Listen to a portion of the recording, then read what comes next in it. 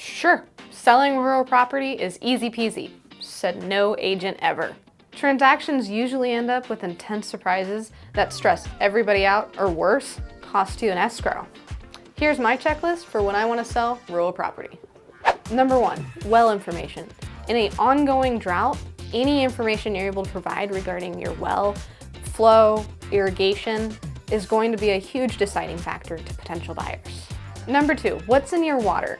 The state of Oregon requires sellers to do what's called a band test. That's bacteria, arsenics, and nitrates. Knowing that up front and being able to provide a clean water sample is a big thing.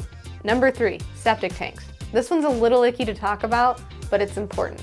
Has your septic tank been maintained over the years, or are you living on an OG system where you have no idea where that flow goes? If that's the case, you may want to get a professional out there prior to listing to make sure everything's up to code. Septics can throw poo all over an escrow, and it's as bad as it sounds. Other things to consider: boundary lines. Do you know if your property backs up to BLM land? That's a selling point. Or how about zoning? EFU versus RR, another selling point. Number 5, disclose out of the ordinary easements up front so they don't become an issue later once you already have an accepted offer.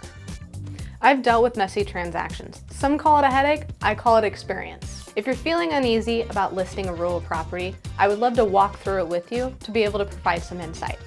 I want to be a safety net for you to make sure that this substantial purchase is a safe one. Are you an owner of rural property? What was your purchase like? Tell me a story in the comments below.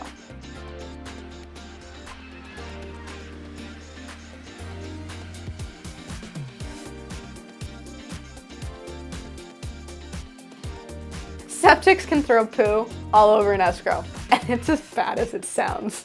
Septics can throw poo all... I should have just... We're good?